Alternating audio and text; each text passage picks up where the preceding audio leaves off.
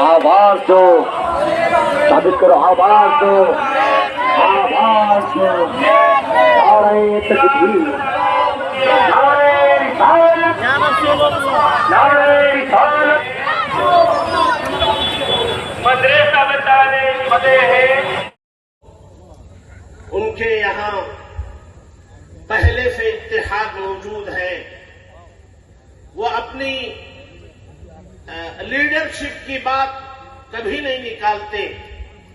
वो साबित कदम लोग हैं। वो अपने मजहब पर 100% अमल करने वाली कौम है। वो अगरचे के 3% है। हमें अपने साथियों को पहले तैयार करना पड़ेगा कि ये वक्फ कानून क्या है, क्यों हम मैदान में आ रहे हैं। पहले अपने साथियों को समझाना पड़ेगा, फिर तैयार करना पड़ेगा, तब कहीं जाकर के वो नौबत भी आएगी।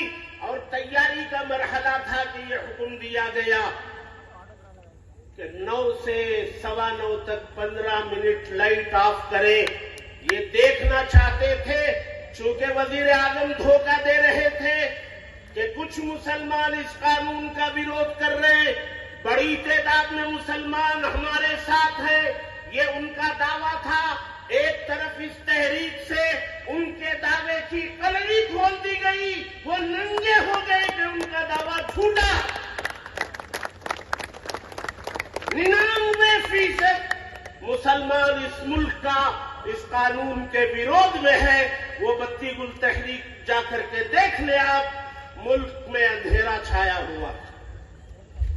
दूसरा पैगाम उस बत्ती गुल तहरीक से ये दिया गया कि मुल्क का मुसलमान अपने आपसी लाख इख्तिलाफ के बावजूद अपने दस्तूर के लिए, अपने दीन के लिए, अपने इख्तिलाफात को भुलाकर एक होने के लिए तैयार है और हो चुका है।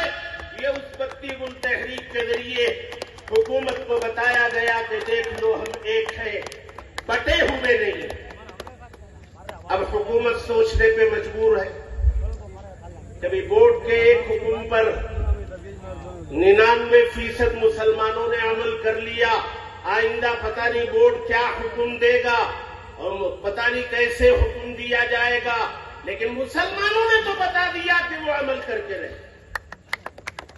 लिहाजा हमारे दरमियान जो बोर्ड के फैसलों के खिलाफ माहौल बनाने का काम करते हैं,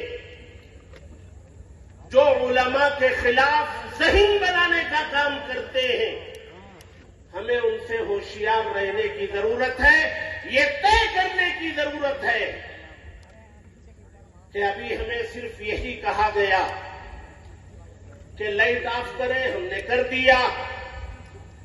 एक मार्च करें पुरअमन और एक एहतिजाज करें और अपने जज्बात का इजहार करें, हम वो कर रहे हैं। और हुकूमतों को ये बताएं कि बोर्ड जो हुक्म देगा हम उस पर हमेशा लब्बैक कहेंगे। हमारे लिए चिलचिलाती धूप रुकावट नहीं बन सकती, हमारे लिए बारिश रुकावट नहीं बन सकती, हमारे लिए तूफान रुकावट नहीं बन सकता। हम अपने मुल्क के लिए और अपने दीन के लिए अपने बड़ों की हर बात पर, हर मौके पर तैयार रहेंगे। ये इस इजलास का मकसद है। आप तैयार हैं इसके लिए कि आपको कोई हुक्म दिया जाए, आप सोचेंगे या मैदान में आएंगे?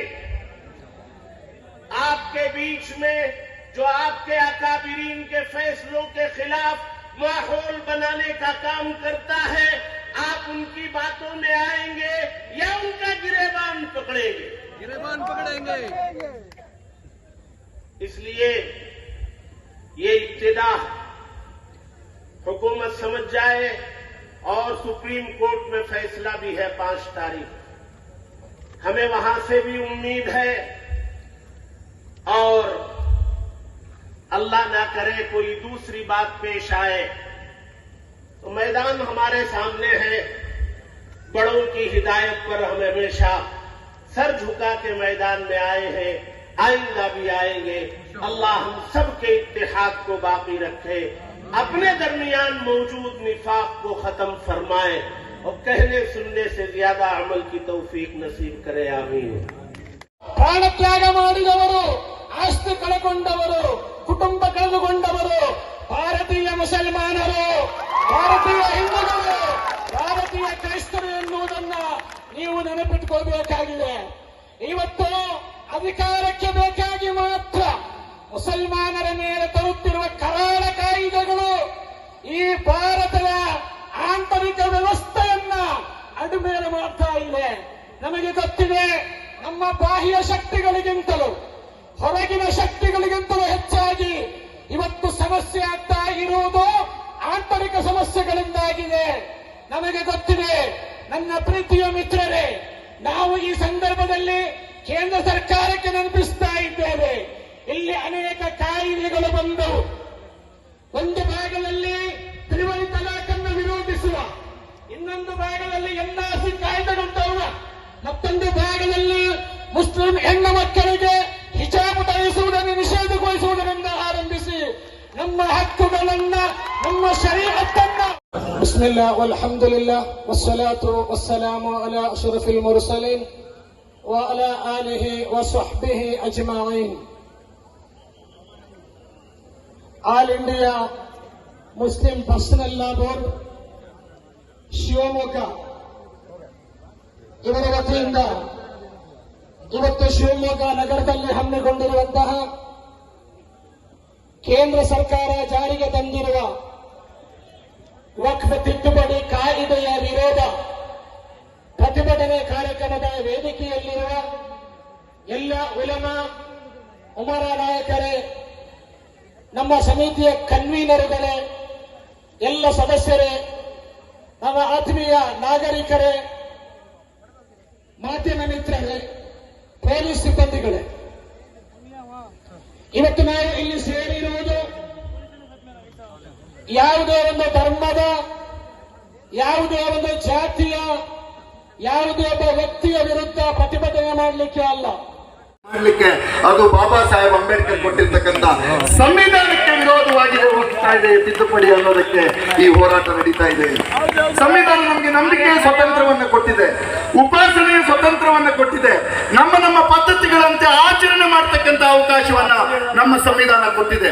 ಈ ರೀತಿ ಎಲ್ಲ ಕೊಟ್ಟಿರ್ತಕ್ಕಂಥ ಹೊತ್ತಿನಲ್ಲಿ ನಮ್ಮ ಆಚರಣೆಗಳಿಗೆ ಮೂಗು ತೂರಿಸಲಿಕ್ಕೆ ಬರುವಂತ ಮಾಡುವಂತ ವ್ಯವಸ್ಥೆಯೇ ಈ ವಕ್ಫ್ ಕಾಯ್ದೆ ತಿದ್ದುಪಡಿ. ಈಗಲೂ ನೆನ್ಪಿಟ್ಕೊಳ್ಳಿ, ಅದು ವಕ್ಫ್ ಕಾಯ್ದೆ ತಿದ್ದುಪಡಿ, ವಕ್ಫ್ ಅಮೆಂಡ್ಮೆಂಟ್ ಅಲ್ಲ. Title itself has been change. Umeed ಕಾಯ್ದೆ ಅಂತ ತಂದಿದ್ದಾರೆ. ಉಮೀದ್ ಅಂದ್ರೆ ಏನು? ಇವರ ಉಮೀದ್ ಅಂತಂದ್ರೆ, ಇವರ ಉತ್ಸಾಹ ಅಂದ್ರೆ, ಇವರ ಭರವಸೆ ಅಂದ್ರೆ ಈ ದೇಶದಲ್ಲಿ ನಿರಂತರವಾಗಿ ಜಗಳ ಆಡಬೇಕು, ಈ ದೇಶದಲ್ಲಿ ಬದುಕು ಕಟ್ಟುವ ರಾಜಕಾರಣವನ್ನು ದೂರ ಮಾಡಬೇಕು, ಈ ದೇಶದಲ್ಲಿ ಆಳ್ವಿಕೆ ಮಾಡಲಿಕ್ಕೆ ಬಂದಿರತಕ್ಕಂಥವ್ರು ದೇಶವನ್ನು ಆಳ್ಲಿಕ್ಕೆ ಬಂದವರೇ ಹೊರತು ದೇಶವನ್ನು ಕಟ್ಟಲಿಕ್ಕೆ ಬಂದವರಲ್ಲ ಅನ್ನೋದನ್ನ ಈ ಕಾಯ್ದೆಯ ತಿದ್ದುಪಡಿಯ ಮುಖೇನ ಘೋಷಣೆ ಮಾಡಿದ್ದಾರೆ ಅನ್ನುವಂಥದ್ದನ್ನು ನಾವು ಅರ್ಥ ಮಾಡ್ಕೋಬೇಕು. ಆದ್ರೆ ಸ್ನೇಹಿತರೆ, ನಾನು ತುಂಬಾ ಸಂದರ್ಭದಲ್ಲಿ ಹೇಳ್ತೇನೆ, ಬಲ್ಕೀಶ್ ಅವರೇ, ನಮ್ಗೆ ಚಿಕ್ಕಲ್ಲಿರುವಾಗ ಪ್ರಭಾತ್ ಬೇರಿ ಹೋಗುವಾಗ ನಮಗೆ ಹೇಳ್ಕೊಡ್ತಾ ಇದ್ರು, ನೀವು ಎಲ್ಲ ಹೇಳಿದ್ದೀವಿ, ನಮ್ಮ ಮೇಷ್ಟ್ರು ಹೇಳೋರು, ಹಳ್ಳಿ ಮೇಷ್ಟ್ರು, ಏನೇ ಬರಲಿ ಒಗ್ಗಟ್ಟಿರಲಿ, ರಾಷ್ಟ್ರಧ್ವಜವು ಹಾರುತ್ತಿರಲಿ. ನಾವು ಅವಾಗ ಯೋಚನೆ ಮಾಡ್ತಿದ್ವಿ, ನಮ್ಮ ಹಳ್ಳಿ ದಾರಿಲಿ ಎಮ್ಮೆ, ಕೋಣ, ಎತ್ತು, ಟಿಲ್ಲರು, ಟ್ರ್ಯಾಕ್ಟ್ರಿ ಬರೋದಕ್ಕೆ